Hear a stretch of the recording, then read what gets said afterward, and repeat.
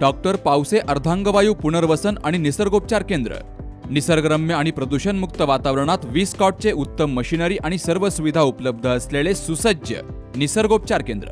अर्धांगवायू, मान, पाठ, कंबर आणि सांधेदुखी, हातापायांना मुंग्या येणं, टाचदुखी, चेहऱ्याचा पॅरालिसिस, ॲक्युपंक्चर, फिजिओथेरपी, जलचिकित्सा, बाष्पचिकित्सा, योग चिकित्सा, मालिश चिकित्सा, चुंबक चिकित्सा, आहार चिकित्सा आणि माती चिकित्सा।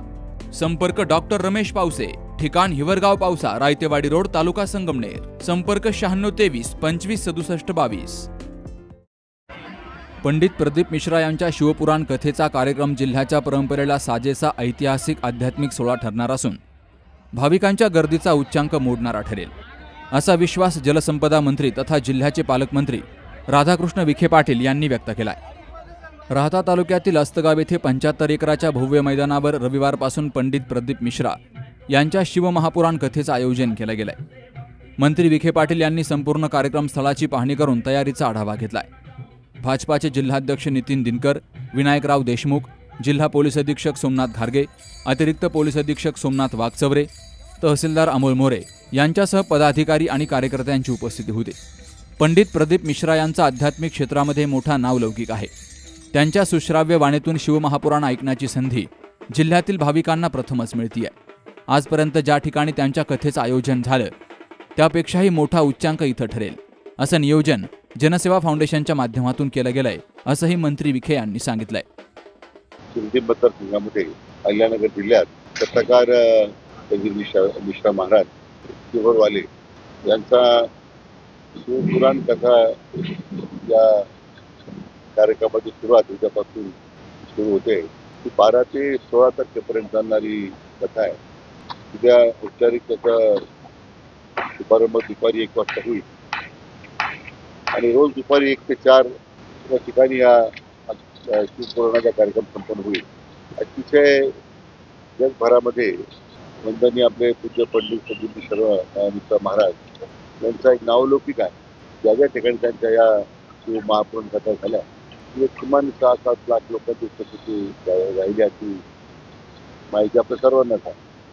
आणि त्यामुळे मला वाटतं उद्याच्या या 4 दिवसाच्या सोहळ्यामध्ये लाखो भाविक या ठिकाणी अपेक्षित आहे। आपल्या जनसेवा फाउंडेशन दोन्हीच्या वतीने या कार्यक्रमाचं आयोजन करण्यात आलेलं आहे।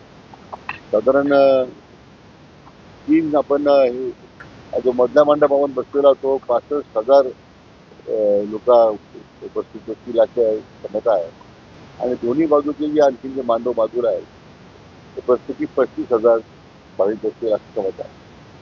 यामध्ये अजून आमच्या अपेक्षा की पहिल्या दिवशी 1 लाख 1.5 लाख भाविक येतील, पण दुसऱ्या दिवशी जास्त भाविकांची संख्या अपेक्षित आहे आणि समारोपाला मला वाटतं 6-7 लाख तरी लोक येतील अशी अपेक्षा।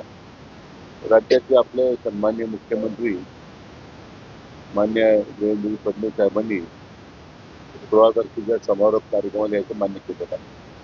आपण 100 मैल बचत गटाचे स्टॉल दिलेले आहेत आणि मला वाटतं खानपानापासून सगळ्याच व्यवस्था त्या बचत गटाच्या स्टॉलच्या निमित्तानं आपल्याला त्या ठिकाणी भाविकांची होईल। अनेक गृहोपयोगी वस्तू आहेत, बचत गटाने केलेल्या वस्तू आहेत, त्या ठिकाणी आमच्या महिला भगिनी विक्रेत होऊ शकतील।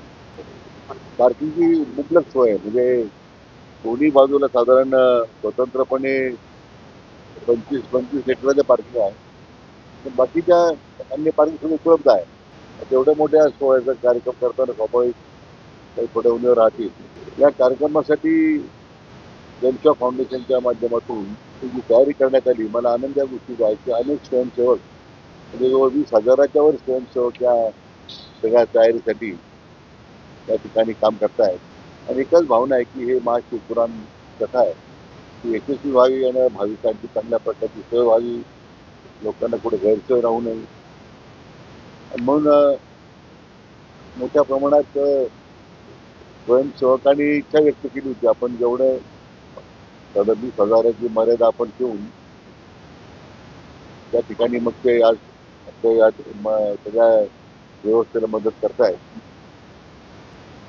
म्हणून मला वाटतं की आतापर्यंतच्या सगळ्या त्यांच्या महाशिवपुराण कथामध्ये जे झाल्या बनल्या आपण काही स्पर्धा करत नाही, परंतु मोठ्या प्रमाणात यावर्षी या सगळ्या भाविकांच्या उपस्थितीचा उच्चांक होईल अशी या निमित्तानं आम्हाला आशा आहे. आज महाराजांचं आगमन होईल. त्यांची 4 वाजल्यापासून 4:30 तासाची शिर्डीपासून मिरवणूक आहे. मग राहाच्यात आगमन होईल आणि मग तसंच बाबळेश्वर मार्गे निवडून जाते. आपल्या सगळ्या माध्यमांना आमची विनंती आहे की आपल्या माध्यमातून अधिकाधिक त्या महाशिवपुराण कथेचा प्रचार होईल, प्रचार होईल. अधिकाधिक लोकांना तो लोकांपर्यंत कसा पोहोचेल त्या दृष्टीने आपणही आम्हाला सहकार्य करावं. दरम्यान पंडित प्रदीप मिश्रा महाराजांचं दुपारी 4 वाजता शिर्डी विमानतळावर आगमन झालं. डॉक्टर सुजय विखे पाटील महाराजांना आणण्यासाठी स्वतः भोपाळ येथे गेले होते. मंत्री विखे पाटील यांनी त्यांचं विमानतळावर स्वागत केलं. वृत्तसंकलन विभाग सी न्यूज मराठी, शिर्डी. लग्न सोहळा म्हटलं की कन्यादान, कन्यादान म्हटलं की फर्निचर आणि फर्निचर म्हटलं की साई कमल फर्निचर. आपल्या बजेटमध्ये लग्नाचे पॅकेज उपलब्ध, तसंच कपाट, showcase, bed, dressing, dining, teapoy, sofa set या वस्तूंनी परिपूर्ण सप्तपदी पॅकेज उपलब्ध. याचबरोबर टेबल, खुर्ची, आराम खुर्ची, वॉर्डरोब, डबल बेड तसंच सोफ्याच्या वेगवेगळ्या व्हरायटीज. अर्थात घरासाठी आवश्यक ते सर्व फर्निचर म्हणजेच संगमनेरमधील साई कमल फर्निचर. साई कमल फर्निचर इथं ऑर्डर प्रमाणे सुद्धा फर्निचर तयार करून मिळेल.